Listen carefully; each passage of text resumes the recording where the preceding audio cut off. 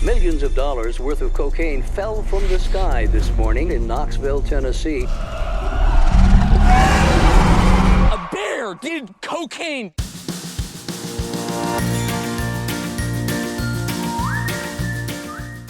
Hi there, and welcome to Baseball by Design. I am SportsLogos.net minor league baseball correspondent Paul Caputo, broadcasting live, as always, from the Sunday Helmet Hall of Fame in my basement in Fort Collins, Colorado.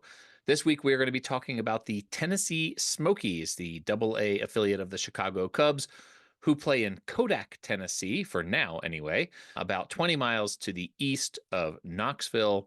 Later on in this episode, I will be speaking with designer Dan Simon, who created their logo. I will be speaking with Rob Barrett of Tennessee State Parks. And of course, the aforementioned Dan Simon will be back with one of his Studio Simon Stumpers. Right now, I am so pleased to welcome to the podcast Chris Allen, who is the president and COO of Boyd Sports LLC. Chris, good morning. How you doing? I'm wonderful. Hope you are. I am also doing really, really well. We're here to talk about the Tennessee Smokies. Before I get too far into, the current logo, the past logo, changes that the team has made, real basic level here. Why are the Tennessee Smokies called the Tennessee Smokies? Well, it's pretty simple. It doesn't take a lot of thought to go into it. The Smoky Mountains were right outside the Smoky Mountains, right outside Pigeon Forge, Gatlinburg, Dollywood. So the Smokies make a perfect fit, and it goes very well with the Chicago Cubs. So it works well with that. Well, let's talk about this here for a second here, because the current logo that you all have, which was debuted in 2015, created by Dan Simon, a friend of the podcast. Great designer, Daniel Simon is. No He doubt. certainly is, and he's been in the news a lot recently with his dairy daddies and his bananas and all that sort of thing. But this logo, created in 2015, or unveiled anyway in 2015, has a very strong tie to the Chicago Cubs visually. The brand before that, very sort of clip arty mountains and trees, and it's a very circa 2000 looking logo before that. The change to a logo, and you were there and you oversaw this rebrand process. What was your thinking in having this logo be so closely tied visually to the parent club of the Cubs? Well, it was pretty, a lot went into it. When I got here with the Smokies, I absolutely couldn't stand the logo we had. So much, in fact, that the only logo we used at the time was a TS that was kind of scripted together. Yeah. We used that, and we still have a version of that now that we use. Yeah. Just because I couldn't stand the other logo was just way too busy. It didn't have the Cubs colors in it at all. Yeah. So we sat down. We had been with the Cubs for about, I don't know, 5 or 7 years at the time, and it was a good relationship, getting along well. We wanted to continue that relationship. So we asked them, hey, what would you like to see in a new logo? Naturally, they want to see their team colors, and then they wanted to see us call ourselves the Cubs. Well, we wasn't going to go to the Cubs, and a lot of the teams have done that, but we felt we need to have our own brand. So we kept the Smokies, and we basically implemented the Cubs colors, and it's worked out well. That logo immediately, our merchandise sales went through the roof the next year. We've been very steady for almost, I guess, 8 years now, 9 years now. Yeah. Actually 10 years, 10 years now. And it's been a pretty popular logo so far through minor league baseball, and definitely in the area. The logo has a slight reference to the mountains. It's got the pine trees there in the background. The previous logo, as you mentioned, was not good. I don't like to be critical of other designers' work here, but that previous logo, as I said before, sort of clip arty, and just too much going on. It was not a strong logo. It deserved to be replaced, and so kudos to you for that. Kudos to you for resisting being called the Cubs. I know that the Cubs, of the 4 primary affiliates that the Cubs have, 2 of them are named the Cubs, the Iowa Cubs and the South Bend Cubs. Kudos to you for not going down that path. I'm curious, this logo, the centerpiece of this logo is a bear, which is a tie, of course, to the Cubs. The team is called the Smokies, named for the mountains, as you say. I'm wondering how many people think that is supposed to be Smokey Bear. I would say it probably has had that reference a time or two, Smokey Bear. Obviously, a lot of people travel to the Gatlinburg Pigeon Forge area during the fall to see the leaves changing, and they come here to see bears. There's bears all over the place, and if you stay in a cabin here in this area, you're probably going to see a bear at some point in time. So bears the area is known for black bears. Mhm. Um, Actually, there was a movie recently about a bear in Knoxville that got on drugs, which was a terrible movie.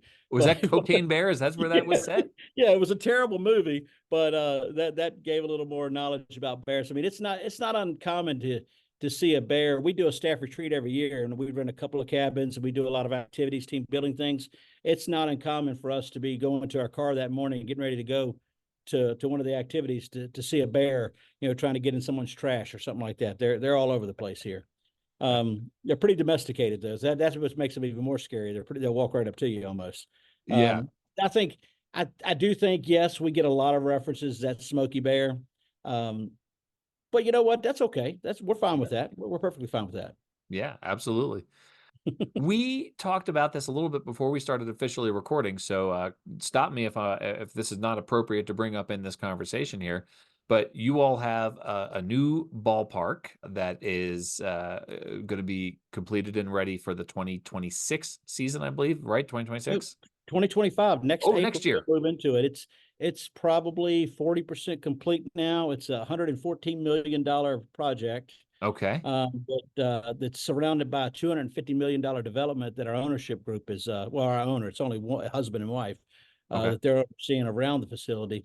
It's going to be an amazing facility. And that's where I spend most of my time these days is, down there giving tours and, sitting in long meetings, construction meetings, but that's okay. It's exciting.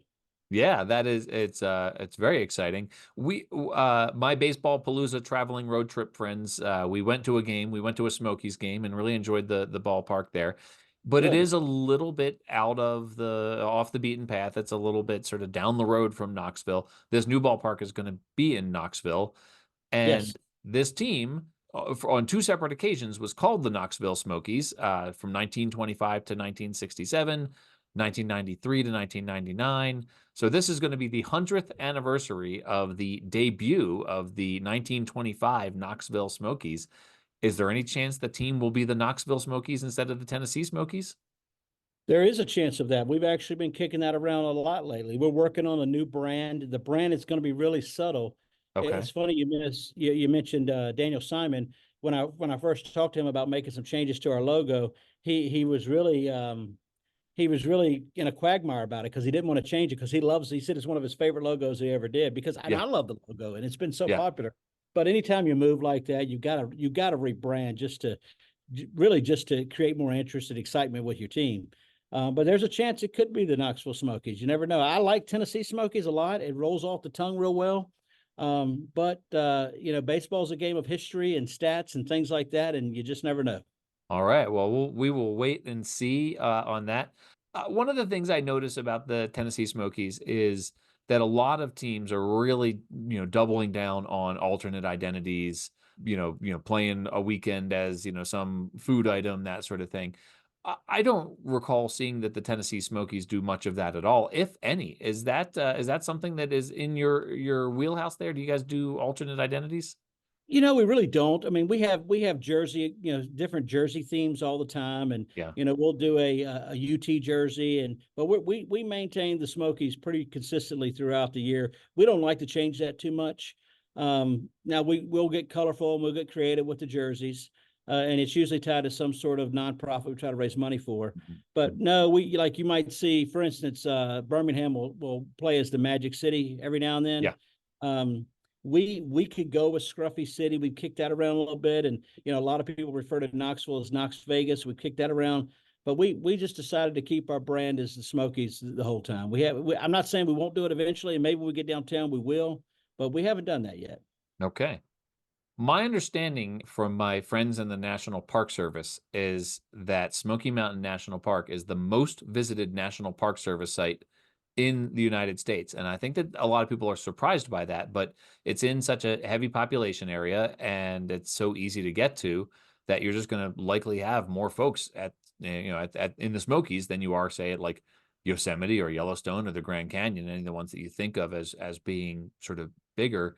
How much of a factor do the mountains play in just everyday life there in and around the Tennessee Smokies?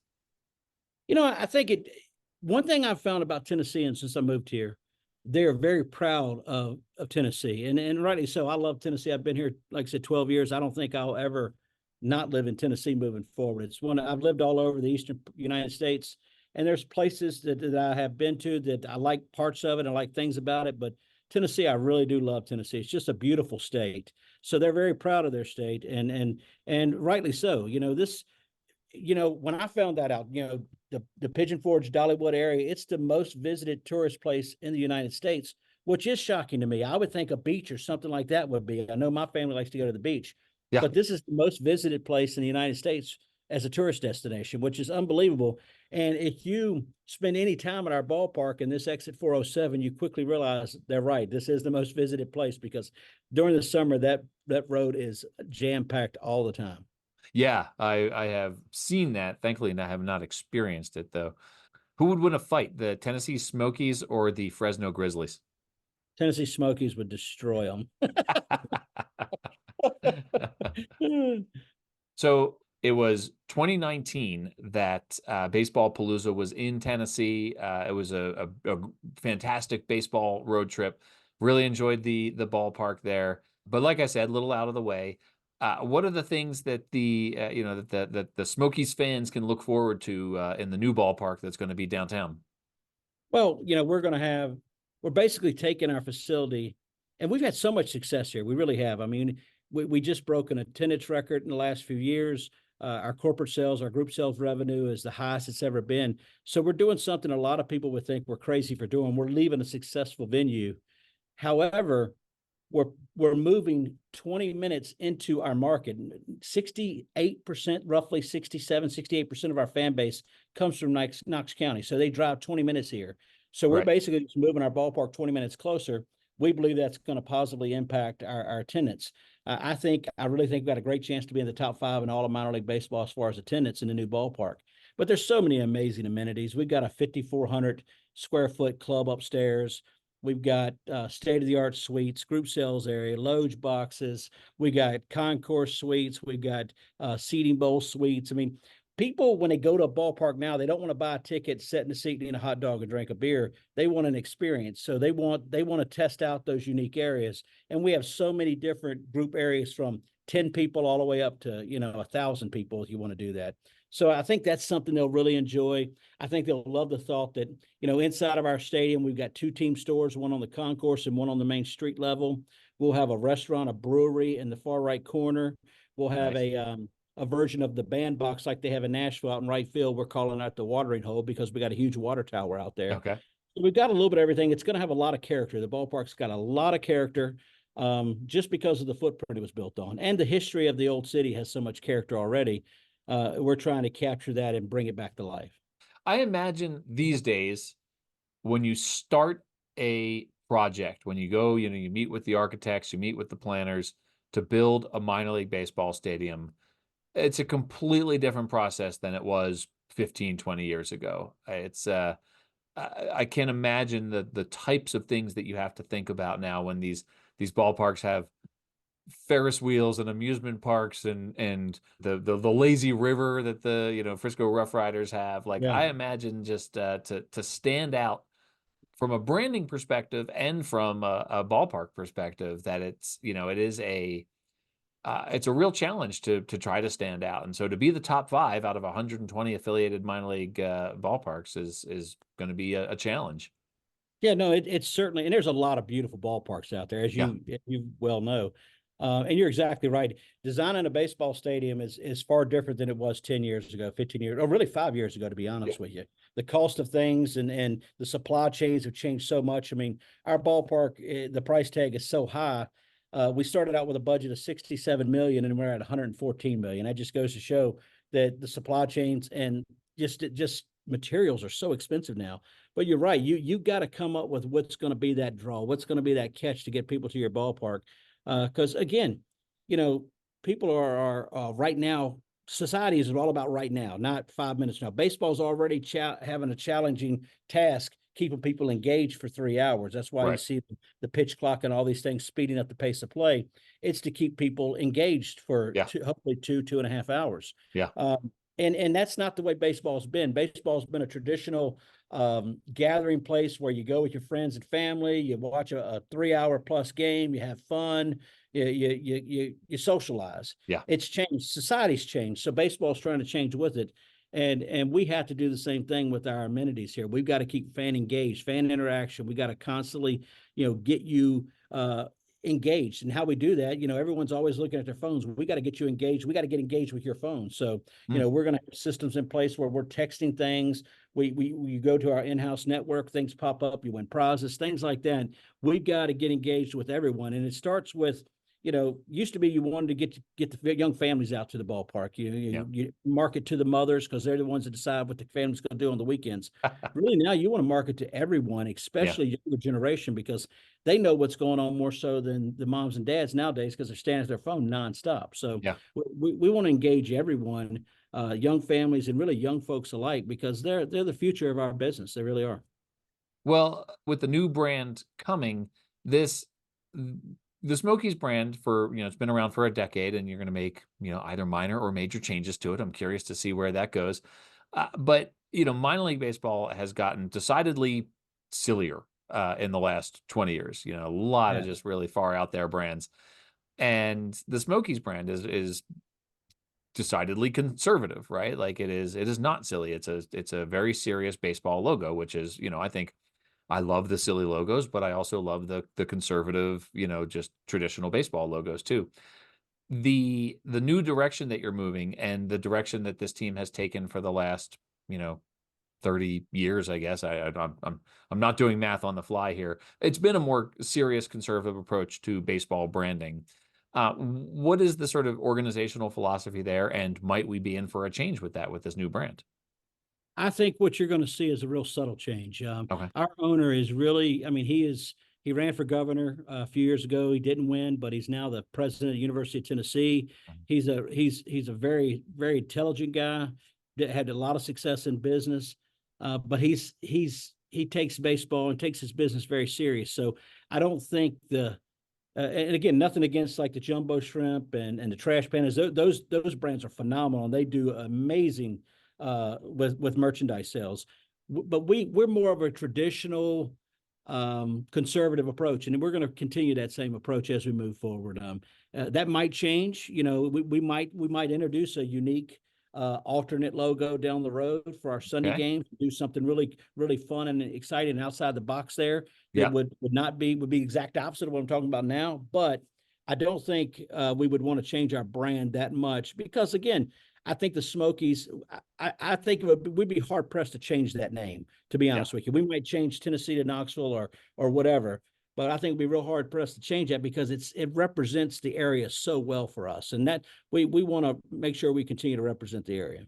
Well, I look forward to covering all of that on sportslogos.net. I hope we get to talk again when that happens, so I can get some quotes from you in an article on sportslogos.net. In the meantime, best of luck with the new stadium. Can't wait to see how that all develops. And we've never had a repeat visit with Baseball Palooza where we've ended up back at a team that we've already seen. But I think a new stadium might have to change that. So we may see you at that new ballpark in Knoxville. You need to come. We bill ourselves as America's friendliest ballpark, so the doors are always open. Come see us. That is perfect. Chris, where can people find the Smokies and you, if you care to share? SmokiesBaseball.com. Check us out. We'd love to have you guys. If you're passing through town, or you're coming to the most visited tourist place in the country, stop by the stadium. Sounds perfect. Chris, thank you so much. I really appreciate it. Thank you.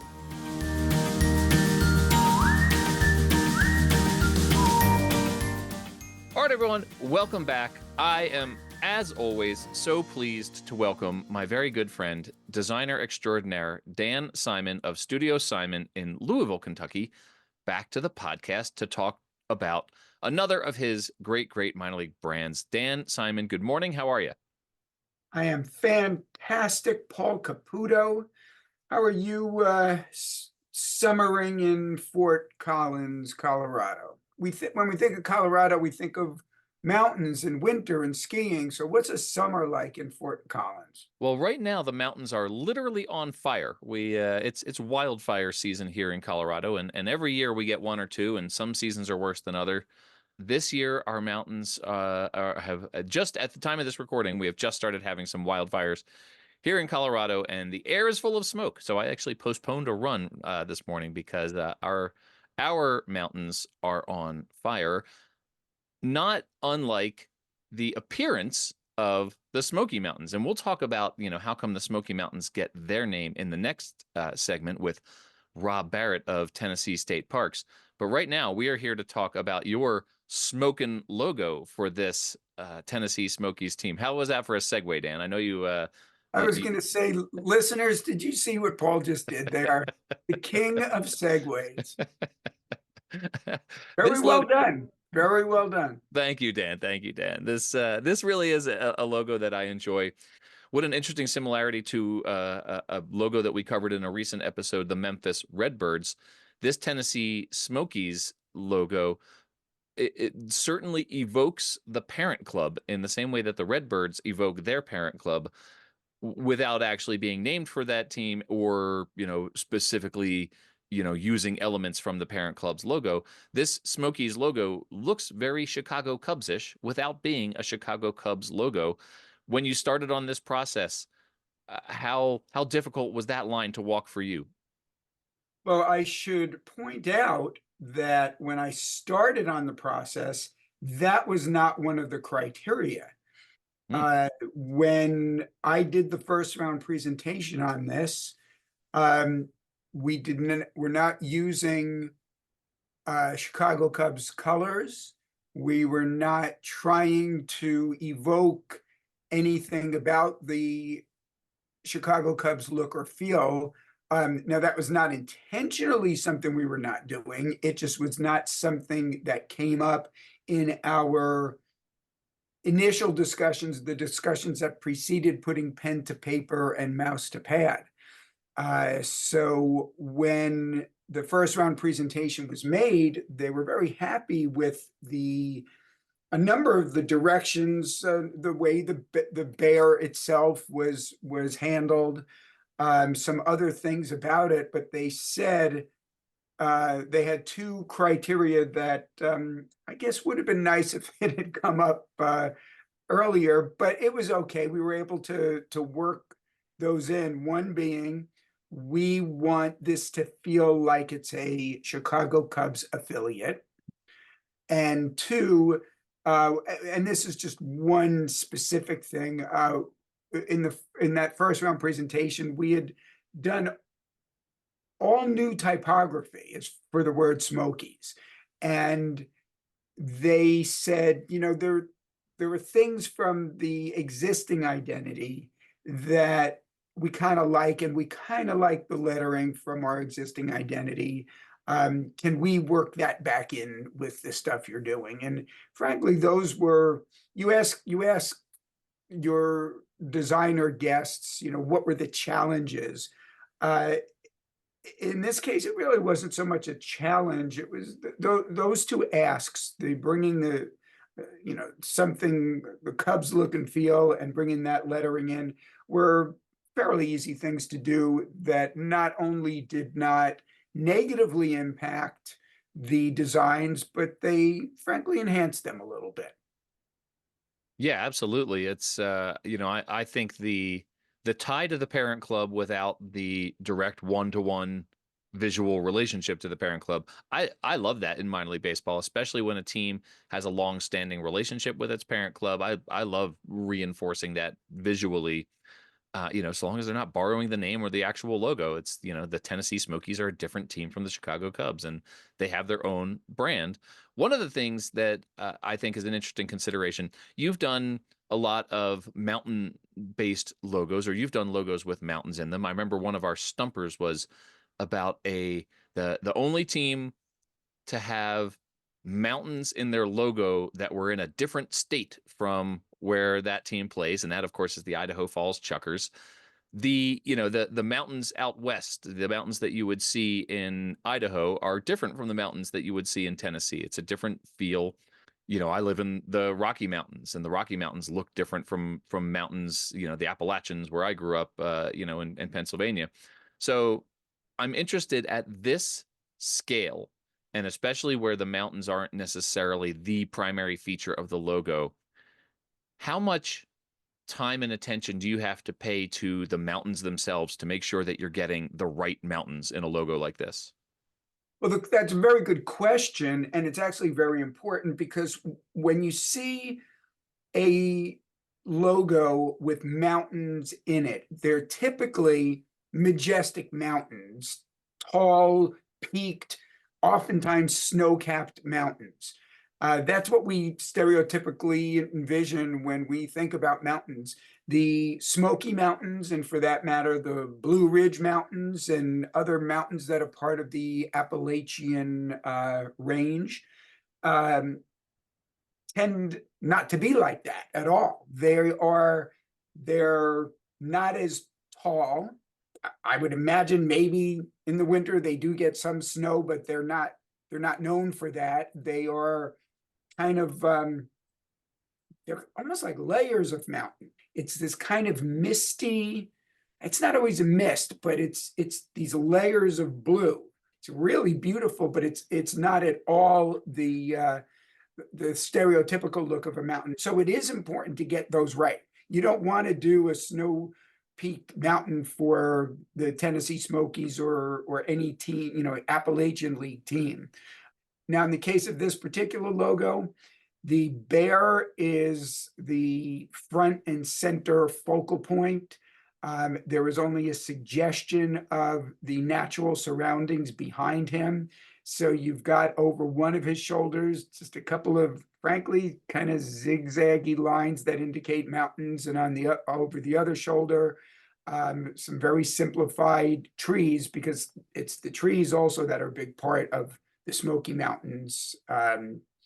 It's very green also with the various types of trees they have there. So you in this case, only a very subtle visual reference to the mountains, and we just had to make sure they didn't look like snow peak mountains. And you made the choice in this logo on one side to have the pine trees and on the other side to have the mountains themselves. And that's very evocative of these mountains, right? Like the Great Smoky Mountains go to about 6,600 feet. There's no tree line. I mean, that's one of the big differences, right? Like there's no tree line in the Great Smoky Mountains. The trees will just go right up to the top. And and so you made the choice in this logo to have the trees on one side and then the silhouette of the mountains on the other side. And I think that's very evocative of that place as well, because these are tree covered mountains in addition to, being very tall in that landscape. I did it again, Dan. I said something about it, but didn't have a question for you. So I will point out that you did trees on one side and mountains on the other side. I'll let you comment if you have a comment on it. Well, and the comment I will just add to that is the reason there's trees on one side and mountains on the other is, again, it's very subtle visual references to the trees and the mountains. They're very, very simplified, just one color. And the reason for that is because the bear takes up the bulk of the logo, there's only minimal space for those other elements. So they really, really had to be simplified down. And then also the color palette we were using, there are, because we wanted it to look like, be evocative of the Cubs look and feel. So you had royal blue and you have red and white also. White doesn't count as a color, but it's in there as well. Those are the Chicago Cubs brand identity color in their palette. That's what's in their palette. In addition to that, we have a lighter blue and a tan color. So we didn't have things. The general rule of thumb in sports branding is a maximum of 4 colors for a brand identity's color palette. So would it have been nice to have green in there to show the trees? Sure, but we wanted to keep ourselves at 4. We only had limited space. We wanted to keep things simple. So we couldn't have the trees over or in front of the mountains because they're the same color. And the artwork. So one's on one side, one's on the other. So this bear, we've mentioned a couple of times, or you've mentioned a couple of times, that the bear obviously is the centerpiece of the brand. He's an imposing figure. Bears in general are imposing figures. It's interesting in terms of the design decisions that you made. There's more potential energy than kinetic energy with this bear. And by that I mean there's no bared teeth. There's no claws out except for in one logo where you just see the paw of the bear holding the baseball. But in general, this bear is not actively tearing you limb from limb. He is more, and I would say based on the expression on his face, sort of considering how he would like to prepare you once he has torn you limb from limb. He wants to know what sauce he's going to put on you after he has taken you apart here. He is eyeing you up like he knows he could take you out. He's just not doing it yet. That is, I think, a really fun approach to this. What were the considerations that went into creating this bear character who was intimidating without being actively ferocious? He's not meant to be ferocious at all. It's been spoken about umpteenth times on this podcast. You're up to how many now? This is episode number umpteen, actually. So that's okay. So I had the number spot on there. Yeah. 140, Dan. I think this is going to be either episode 140 or 141. Okay, and there are not in those 140. You could probably count on one hand the number of characters that are threatening. And that's because minor league baseball, even at the higher levels, is a fun family entertainment product. And we want the game-going experience and the visual assets that represent that experience and the particular team to visually tell the story that this is fun family entertainment. Now, in the case of the Tennessee Smokies, you've got a Double-A team. We're at the upper echelon of the ladder towards the show, and this bear here. He's got a bat on his shoulder. He's a ball player. He's athletic. He's tough. He's strong. And he is going to smite the ball when he comes up to bat, but he's not going to kill anybody. That's not what he's here to do. He's here to play baseball. He's here to do it well. And that's the kind of look and feel we wanted him to have. Yeah, absolutely. Well, it certainly accomplishes that. Even in, there's a couple of alternate logos in this suite where one where he's holding two bats and he's sort of hunched forward and he's got those Tennessee stars on his chest, and another one where he is facing you and stepping into a swing, and you see his gigantic paw and his back leg sort of stepping towards you as he's winding up to take a swing. Even those, it's a character you wouldn't want to mess with, but still, he looks like he might either give you a great big bear hug or tear you limb from limb. So it's definitely, the character itself, is a really fun centerpiece for this brand. This is one of my favorite brands and one of my favorite characters. This bear is one that I've always really, really enjoyed with in minor league baseball. It occurred to me that I have had the good fortune, and this is pure coincidence, that I have done bear identities for Cubs affiliates at every level, every current level, because we no longer have short seasons. So I never did a short season bear or Cubs identity, but I did the now defunct Daytona Cubs. At the time, that was high A. I did the South Bend Cubs. That's at the time was low A. I guess they're now high A. Here we're talking about the Double-A Tennessee Smokies. And although I didn't do the entire identity, I did do a new bear logo 2-3 years ago for the AAA Iowa Cubs. So I have had the good fortune to work at all levels for the Cubs and do a bunch of different bears, and each one's unique in their own way. I think that, Dan, that's got to be a pretty amazing fact that no other designer can claim with any other affiliate. Grandiose might be able to claim it with the Phillies.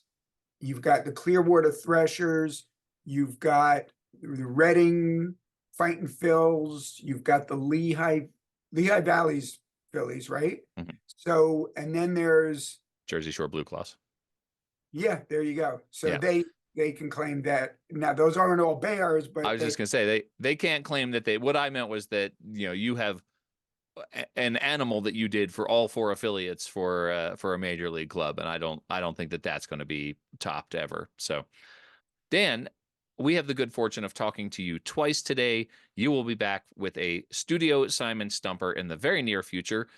As always, you can find Dan on Instagram at studio_Simon and online at studiosimon.net. Dan, we'll see you in a few minutes for Studio Simon Stumper. I'll be right back.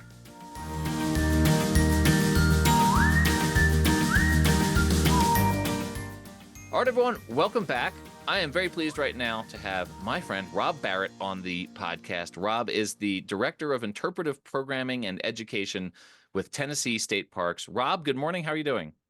I'm doing great, Paul. Good morning to you. Thanks so much for having me on today. I'm excited to talk about Tennessee a little bit. Holy smokes. What a beautiful state. Tennessee was featured prominently in one of our Baseball Palooza road trips that we took a few years ago. And we got to see a Smokies game. We got to actually see a Tennessee Smokies game on that trip. Just an absolutely beautiful state to drive through. The scenery, people talk about it, but you can never quite comprehend it until you're in it. And this is coming from a person who lives in Colorado. We know mountains out here in Colorado, but it's a different kind of mountain, a different kind of beauty in Tennessee. So I would love to just jump in as a high-ranking official in Tennessee State Parks. How would you characterize the natural beauty in the state of Tennessee? Uh, Constantly changing. I've lived in a lot of places, and sometimes you just drive and drive and drive and see the same type of landscape. The great thing about Tennessee and the way it moves from the mountains in the east to the Mississippi in the west is that you're constantly discovering a new landscape or type. And there's just a lot of beauty and terrain and diversity in it. That's led to actually some biological hotspots, both in the Nashville area when it comes to coneflower diversity and other things like that. But then, of course, more impressively, the amount and variety of salamanders we get in Eastern Tennessee. This is interesting because a recent episode of this podcast featured the Holly Springs salamanders in North Carolina. Obviously, North Carolina's not that far from Tennessee. I had no idea we were going to end up talking about salamanders today. Do you have the hellbenders there? We got hellbenders. So arguably the mascot of the Smokies should be a salamander, but I'm not going to get into details. Well, I know that there probably is a rebrand coming in the not too distant future for that team, but I'd be surprised if they went away from the nickname Smokies. So let's get to that. How come the Smoky Mountains are significant enough in the state of Tennessee for a baseball team to assume that name? Well, there's so much of the identity of Tennessee, being kind of that first space where European settlers moved over the mountains and saw Tennessee. Another little unknown thing about this region of the world in Tennessee is that it's one of the few temperate rainforests in the world. And so that temperate rainforest conditions is where it gets the name Smokies. With the constant rain cycle, as that water transpires up from the trees and goes back into the clouds to come back down as rain, it appears as if the mountains are smoking. That's how much transpiration and evaporation is going on through those mountains. And it literally looks like columns of smoke. That is actually wild, and it didn't even occur to me to ask you the question, how come the mountains themselves are called? I'm so focused on why the baseball team is called the Smokies. Why are the mountains called the Smokies? That is fascinating. So what are the stresses on that environment? What are the things that we need to be worried about to keep the Smokies smoky? You know, preserving land like the Smokies and like state parks, setting aside these spaces where we can continue to manage the ecosystem in a way where it's self-sustaining is what's most vital. And then finding a way to limit our impact on the resources around us, whether that's through capturing runoff, limiting runoff. I think erosion is kind of the biggest thing that will impact and change the landscape, along with tree removal and habitat loss. So with Tennessee state parks, you obviously have a relationship with the entire state and all of the natural beauty there. What are the lesser known aspects of Tennessee? Like, you know, we have this sort of immediate association of the Smoky Mountains, and you talked about how come that is. What are the places that folks should go in Tennessee, you know, besides the Smoky Mountains? So there's a couple little magic places that if you aren't from Tennessee, you might not know about. So up on the Cumberland Plateau, there's the Sequatchie Valley. We have a park at the head of the Sequatchie, which is just a magical, beautiful place where you're surrounded by mountains and a river literally erupts from the side of the mountain. There's also lots of magical caves. There's a ton of karst topography, which means limestone built features within Tennessee. And I think when people think of Tennessee, they think of Memphis, they think of the Smokies, they think of Nashville. But there's a lot of places in between there. And we have 57, rapidly growing to 70 state parks with magic little moments across the state. And we're really working to find those things, those narratives, those stories, those experiences that haven't been told, and kind of share all that wonderful, rich history and also the geologic and natural history of the state. So in the state of Tennessee, if a baseball fan were to take a road trip, you might start in obviously Memphis, where you have the Memphis Redbirds, you have the Jackson Rockabillys along the way, and then you've got the Nashville Sounds, and then the Chattanooga Lookouts. That's probably not every single team, but if you were to drive across the state, you'd have Memphis, Jackson, Nashville, and Chattanooga. What are the natural spots along that route that you would encourage someone to see as they were taking their Tennessee baseball road trip? Well, Meeman Shelby Forest State Park in Memphis is this wonderful little jewel. You kind of move out of the asphalt jungle, out of high rises, and then you come upon this beautiful little forested area with some lake access and some really wonderful moments. It's also on the flyway. So it's one of those places where sometimes you're like, oh, it's another indigo bunting. I'm bored of indigo buntings because they're like every 10 feet. And that's just not a common experience for me. So I really love that. Then if you're going to Jackson, you're going to want to check out one of our newest state parks, Middle Fork Bottom State Park. Okay. So that is in the process of opening up right now. We're about to have our ribbon cutting for it. And as Jackson developed, all of this water had to go somewhere. And so it ended up going to Middle Fork Bottoms, and it was kind of a lemonade out of lemons moment where we were able to safely reclaim the water and develop a rich recreational experience that educates people about how they can be more responsible stewards of their landscape and yards. And so that's a really good check just outside of Jackson. Then as you're coming along, of course, you're going to come to the Sounds here in Nashville, just at a game myself a couple of weeks ago. You're going to want to check out a state park that's right next to it that talks about the first 200 years of Tennessee's statehood history. So that's Bicentennial Capitol Mall State Park.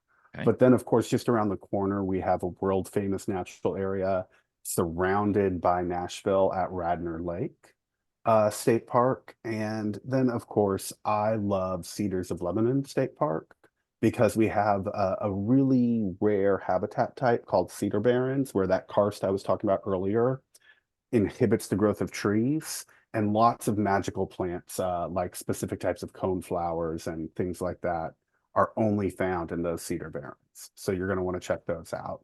Then as you continue to go, you're going to take a little veer down. You're going to hit Knoxville.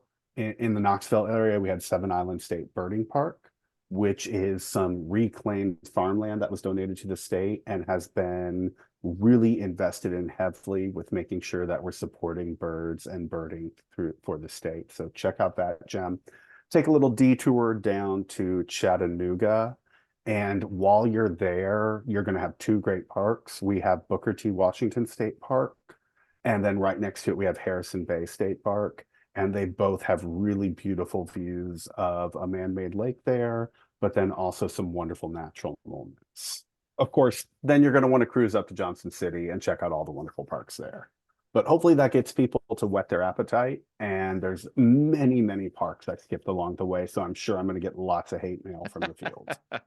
We don't do hate mail on this podcast. This is Okay, all good. positive energy here. All It does right. sound like you could have a pretty amazing baseball and state park road trip. Oh, good couple of weeks at least there, right? Like with in Tennessee alone. And so that is the amazing process of discovery that minor league baseball, I think, affords, because it's all about minor league baseball fans. We love our road trips, and so it's to mix in all of those beautiful natural sites and historic sites that you're describing there sounds like an amazing process. Rob, where can folks find Tennessee State Parks? Where can folks find you on social media and online? I'm kind of an enigma when it comes to social media. I think I updated my MySpace in like 2005. So I guess check me out on MySpace. Check Rob out on MySpace. A lot of animated but, GIFs. Yeah, exactly. Paul, you're in my top 8. Of course, check us out at tnstateparks.com.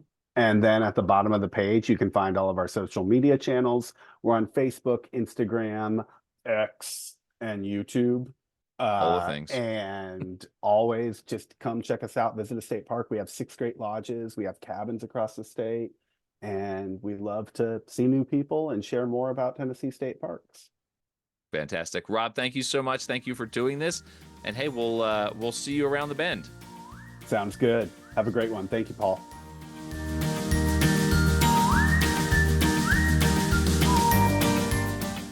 All right, everyone, welcome back. You've already heard from Dan Simon on this episode once. As I said, we have the good fortune of hearing from Dan Simon again with his weekly installment of Studio Simon Stumpers, where Dan tries and often succeeds to stump me with one of his trivia questions. Thankfully, they're always multiple choice, so he always gives me a fighting chance. Dan, in the several minutes since we last spoke, how are you? Oh, I would say I'm pretty much the same as I was when you asked me that question a few minutes prior. I believe that we've maintained the status quo since then. We've been talking a lot about bears. You and I have on this episode, so I'm wondering if that's where we might go. We've been talking about affiliates and similarities between logos and parent clubs. So and we've been talking about mountains and pine trees. So who knows where we're going to end up with this week's installment of the Studio Simon Stumper. But as always, I am looking forward to it. Well, we are not doing any of those things that you mentioned. Okay. We are doing something that I think you will be good at. Oh. And the reason I say that is this has to do with geography. And you, as one of, if not the chief planner of the annual Baseball Palooza road trip with your college friends, you've probably traveled some of these roads. You're well aware of geography. So, okay. And been to all 50 states. Have I ever mentioned that? Probably. Okay. So our Studio Simon Stumper today asks, measured from stadium to stadium, taking the fastest route according to Google Maps, which Southern League rivals ballpark is the farthest from Tennessee Smokies Stadium in Kodak, Tennessee? Okay. Is it A, the Biloxi Shuckers, B, the Montgomery Biscuits, or C, the Pensacola Blue Wahoos? Shuckers, Biscuits, Blue Wahoos. Biloxi, Montgomery, Pensacola. Does me repeating the question make it hard to concentrate? No, I'm just trying to picture on a map. By the way, there are a total of 8 teams in the Southern League, divided into 2 divisions, North and South. Tennessee Smokies are in the North Division. Yeah. All 3 of the teams that are possible correct answers are in this South Division. I mean, logically, it feels like it would have to be Pensacola being in Florida. You've got Biloxi, Mississippi is the farthest west of these. You've got Montgomery, Alabama is going to be in the middle, and then you've got Pensacola, Florida. I'm going to rule out Montgomery because you've either got to go to a western extreme or an eastern extreme. My inclination was immediately towards Pensacola because it's in Florida, even though it's on the Panhandle, and that's the farthest away. But Biloxi, Mississippi. All right, Dan, I'm going to go with the Biloxi Shuckers. You know, Oh, here we go. normally what you do is as you're sussing these things out, you will often give a reason for the right answer and then then not ignore it. go with it. And I was afraid you were going to do that this time because you were going right towards the Pensacola Blue Wahoos, which frankly is where my brain would have gone as well, for the very reason you mentioned. It's on the Gulf, it's as far south as you can go other than the Florida Peninsula. And so that would have been my guess right off the bat. And you were going there, but for whatever reason, you just pivoted right there at the end and you got it correct. All right. Well, because I was picturing them, and I was trying to picture them relative to, obviously, which was the point of the question. I was trying to picture them relative to Knoxville, essentially. I knew it wasn't going to be Montgomery, but and just it came down to a coin flip, and Pensacola felt too obvious, and so I went with the Shuckers. So thank goodness my instincts. Thank goodness I ignored my own instincts and landed on the right answer. Well, you were correct to eliminate the Montgomery Biscuits. They are actually the closest South Division ballpark. Montgomery Riverwalk Stadium is 362 miles from Tennessee Smokies Stadium. The winner was the Biloxi Shuckers. MGM Park is 587 miles from Tennessee Smokies Stadium, and the Pensacola Blue Wahoos are 526 miles. So it was close. 61 miles difference. We're talking about an hour farther.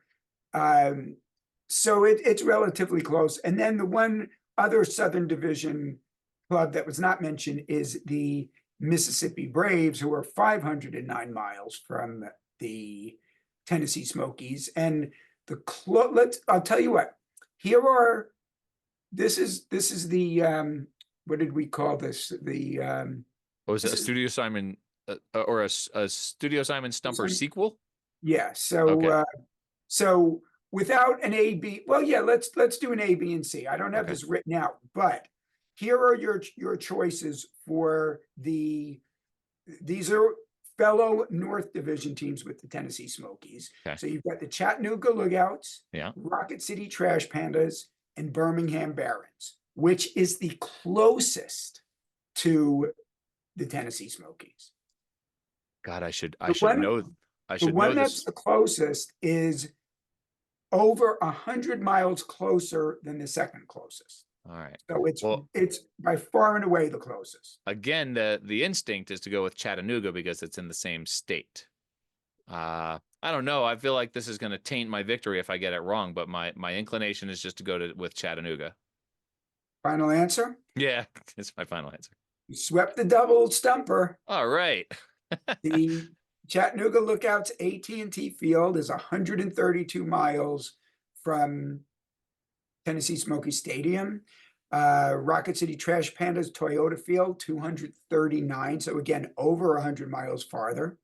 And farthest in the division, the Birmingham Barons, Regions Field in Birmingham, Alabama, 279 miles. So you acquitted yourself very well, and I think a lot of that probably has to do with all of these baseball palooza road trips you've done. It is absolutely all of these road trips. The planning of the road. I could picture these ballparks in my head.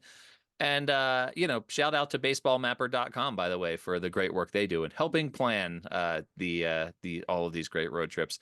Dan, this has been a fun one. I enjoyed this one quite a bit. This one I had to like draw on real actual human knowledge, so that was that was fun to try to figure that one out. So I appreciate all the work that you do putting these stumpers together.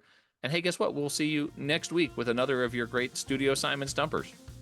As always, I'm looking forward to it. I hope you have a great week from now till then, and I'll see you next time.